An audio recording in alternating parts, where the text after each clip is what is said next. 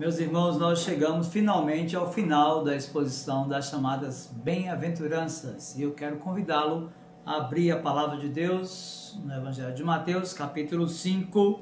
Eu farei a leitura dos versos do 10 até o 12. Veja aí, abra sua Bíblia em Mateus capítulo 5, a partir do 10 e até o 12. Acompanhem comigo a leitura desta porção da palavra de Deus.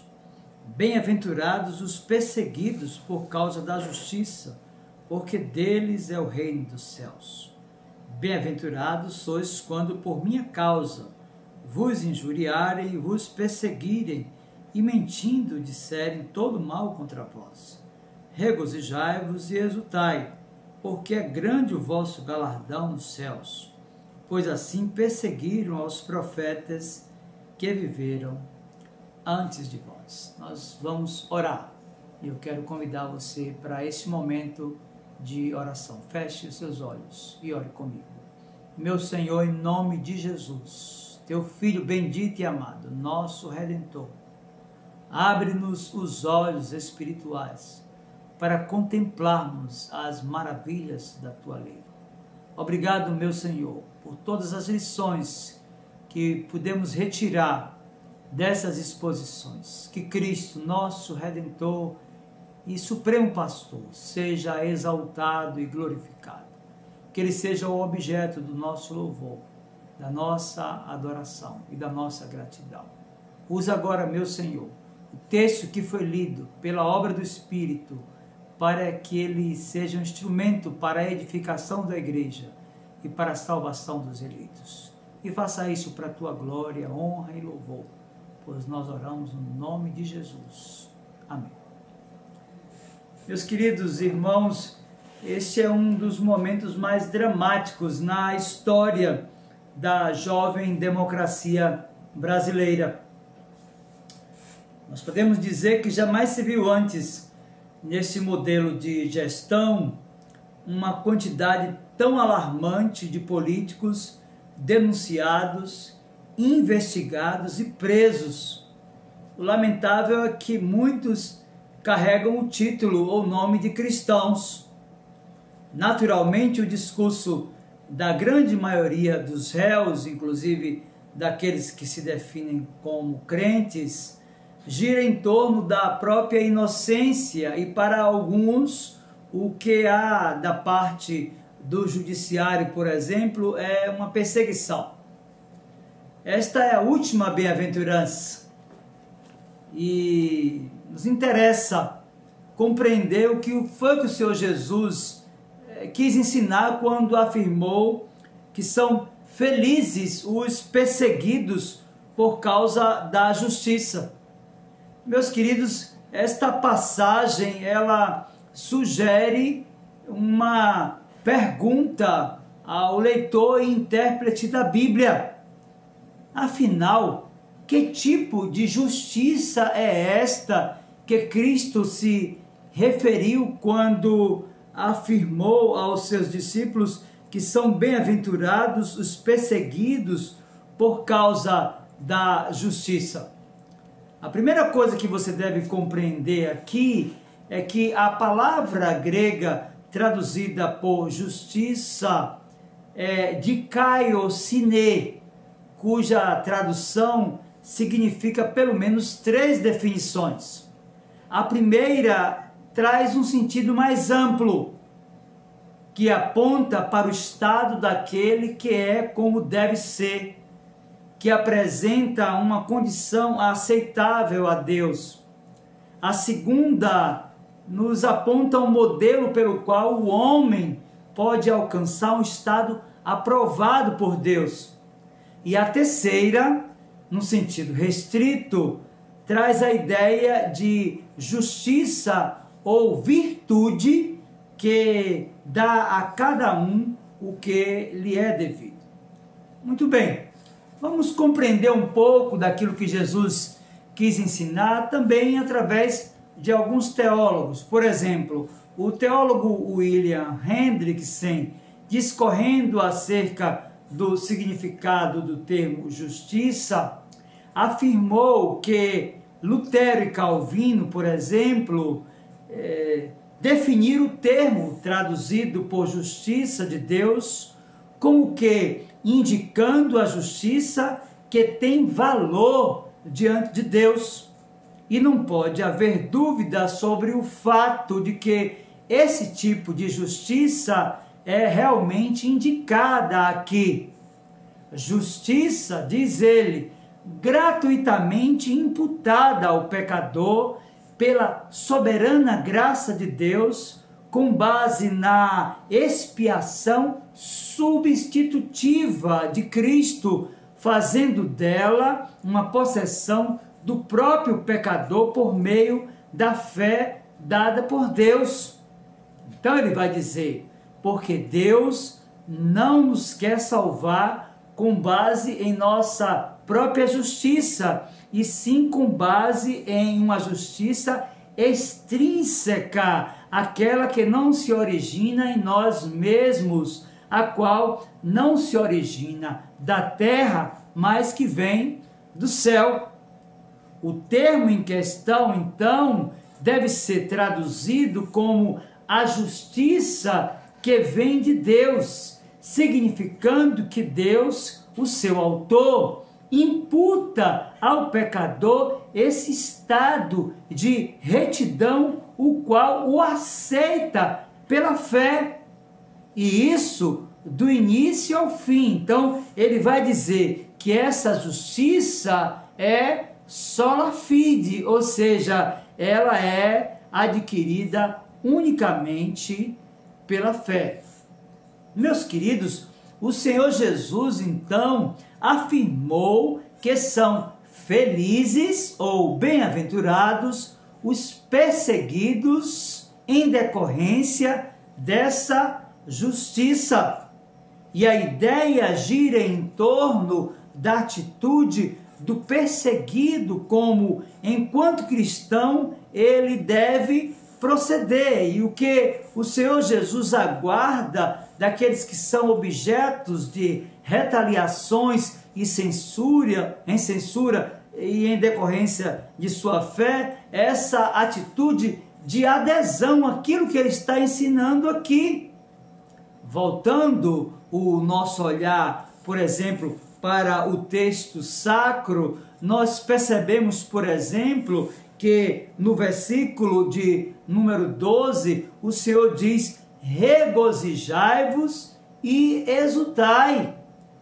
Meus irmãos, nós não devemos nos vingar, por exemplo, como o incrédulo, nem ficar de mau humor como uma criança, nem lamber as nossas feridas em autopiedade como um cão, nem simplesmente sorrir e suportar tudo como um estoico, e muito menos fazer de conta que gostamos do discurso dos masoquistas. Então nos vem uma pergunta: como agir? Meus irmãos, o que o Senhor Jesus nos ensina aqui é que nós devemos nos regozijar, ou seja, ter uma alegria intensa enquanto cristãos, e até mesmo pular de alegria. Então nos vem uma pergunta: mas por quê? Em parte porque Jesus acrescentou, veja o verso 12 na parte A: porque é grande o vosso galardão nos céus. Podemos então, meus irmãos, perder tudo aqui na terra, contudo, nós herdaremos tudo no céu, não como uma recompensa meritória, mas porque a promessa da recompensa é gratuita. E por outro lado, logicamente, porque a perseguição é um sinal de genuidade e um certificado de autenticidade cristã. Então o Senhor Jesus vai dizer no verso 12, parte A: pois assim perseguiram os profetas que viveram antes de vós. Meus queridos, se somos perseguidos hoje, nós pertencemos a uma nobre sucessão. mas o motivo principal pelo qual nós devíamos nos regozijar é porque estamos sofrendo, disse o Senhor Jesus, pela causa dele, por minha causa. Verso 11, bem-aventurados sois quando por minha causa vos injuriarem, vos perseguirem e mentindo disserem todo mal contra vós. Perceba aqui que há uma relação de lealdade para com o Senhor Jesus e para com os padrões da sua verdade e de justiça. Certamente, meus irmãos, os apóstolos aprenderam essa lição muito bem, pois, tendo sido açoitados pelo Sinédrio, por exemplo, eles se retiraram, regozijando-se por terem sido considerados dignos de sofrer afrontas por causa do nome do Senhor. Eles sabiam, de fato, que as contusões e ferimentos são efetivamente medalhas de honra, como disse o teólogo John Stott. Meus queridos, a história da igreja e a própria Escritura estão amontoadas de exemplos de cristãos que, em decorrência da lealdade a Cristo, foram perseguidos e martirizados.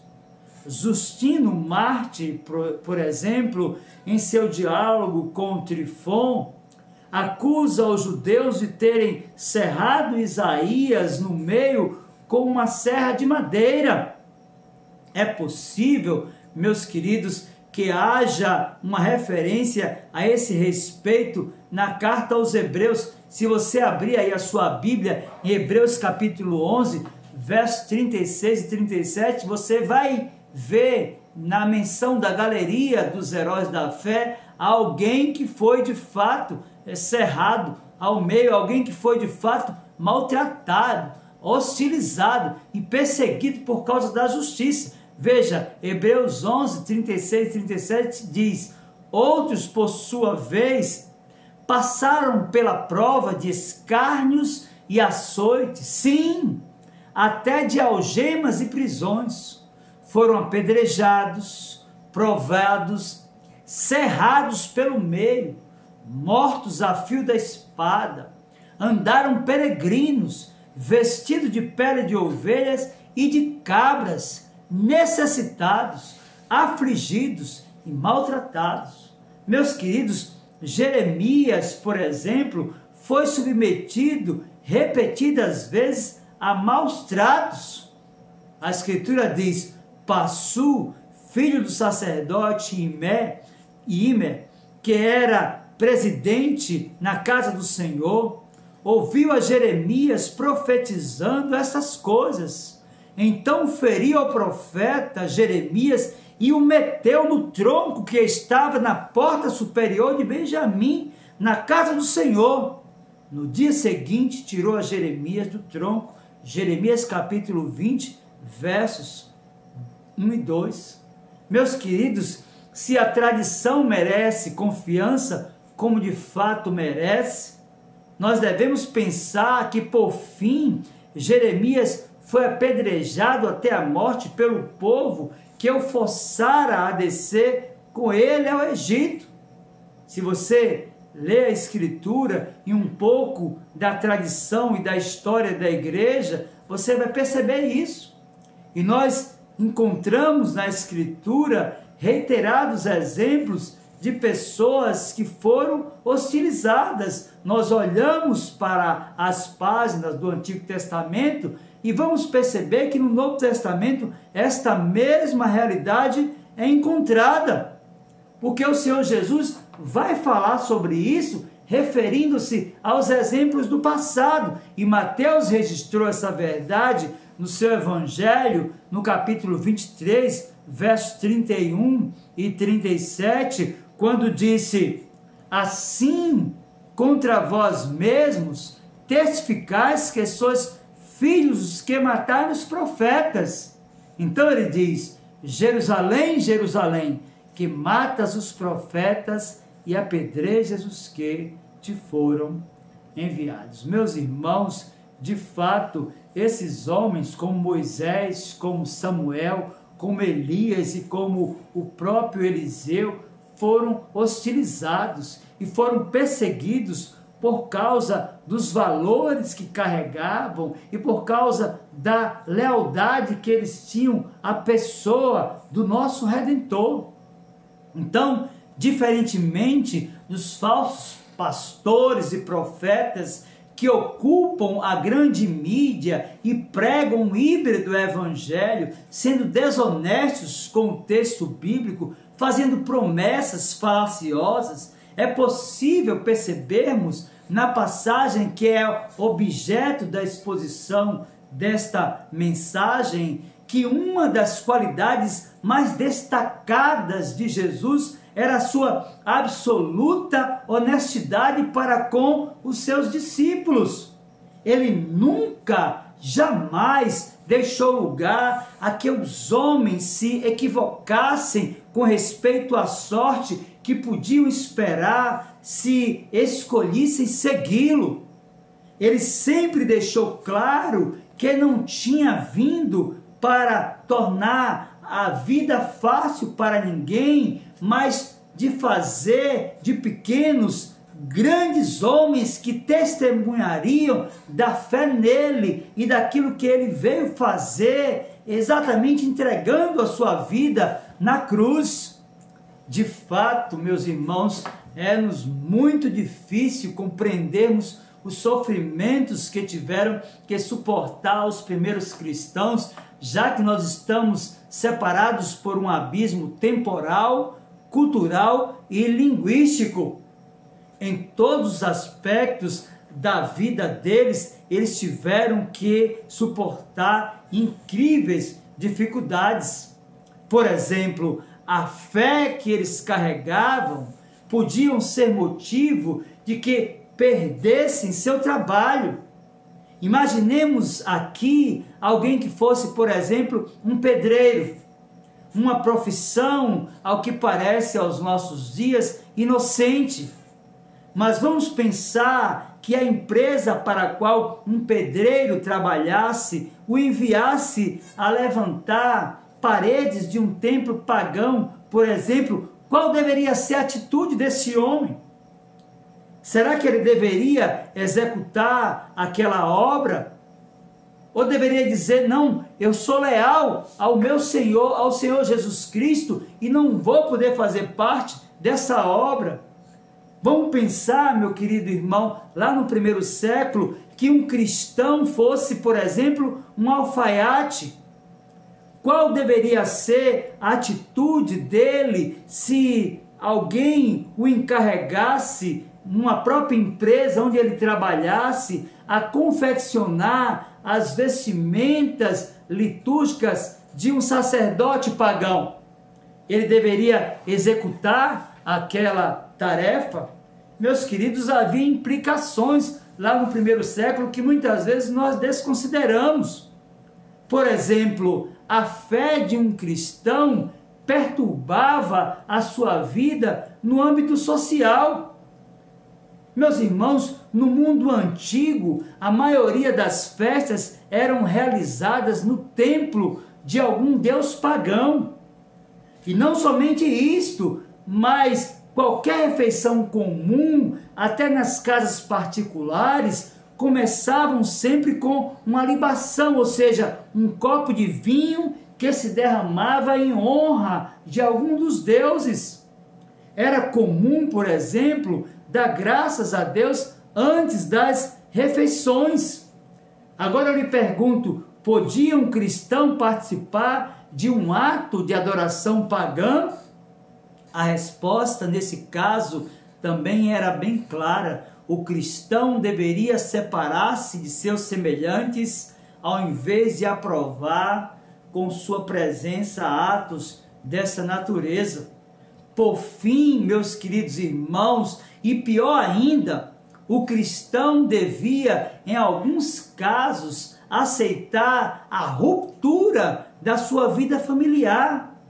Com frequência ocorria que um dos membros da família se convertia ao cristianismo, enquanto outros permaneciam nos templos e nas afinidades pagãs.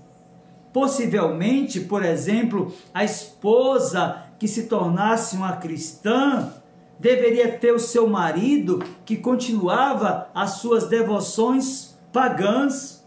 Um filho ou uma filha que aceitavam a fé, enquanto seus pais e irmãos permaneciam no paganismo. E sabe o que é que acontecia?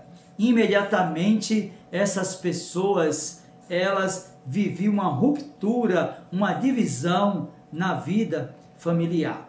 Meus queridos, de fato, quando Jesus, ensinando e concluindo as bem-aventuranças, diz que são felizes os perseguidos por causa da justiça, porque deles é o reino dos céus. Quando ele diz que são felizes quando por causa dele nos injuriarem, nos perseguindo e mentindo disserem todo mal contra nós, ele leva em consideração exemplos do passado e do tempo da sua vida aqui na terra. De fato, meu irmão, o cristianismo odierno, sobretudo ocidental, está separado por um abismo muito profundo daquele modelo vivenciado no primeiro século da nossa era. Enquanto no passado muitos foram desapropriados, hostilizados, caluniados e até mortos, os nossos dias apresentam-nos a religião do conforto, da prosperidade, do comodismo, da política, da boa vizinhança, que se molda ao presente século, sem transformá-lo, que se adequa facilmente a fim de não sofrer o dano, para não pagar o preço. O Senhor Jesus afirmou que são felizes os perseguidos por causa da justiça. Ele nos orientou a ter intensa alegria por causa dele, quando tornamo-nos objetos de injúrias, de calúnias e difamações. Ele também disse que deveria ser grande a nossa alegria, pois na mesma intensidade será a recompensa final. Eu quero então concluir esta mensagem dizendo para você que é possível que ainda vivamos uma condição como essa do passado. Caso seja assim, tomemos posse daquilo que Pedro, na sua primeira carta, escreveu, no capítulo 3, verso 17, quando disse: se for a vontade de Deus, é melhor que sofrais por praticardes o que é bom, do que praticando o mal. Que Deus, pois, nos ajude e nos abençoe, aplicando a sua palavra ao nosso coração. Vamos fazer mais uma oração. Meu Senhor, em nome de Jesus, aplica a tua palavra ao coração do teu povo e nos dá a consciência de que somos um remanescente, que os nossos valores apresentam uma contracultura e que, em decorrência disso, podemos também, como eles, sermos perseguidos. Nos dá a condição, Senhor, de sermos definidos como de fato felizes por nossa lealdade ao nosso Senhor e Redentor Jesus Cristo. A Ele, pois, seja a glória e a honra, hoje e na eternidade. Amém. Deus, pois, abençoe a sua vida, meu querido irmão, no nome do Senhor Jesus. Amém.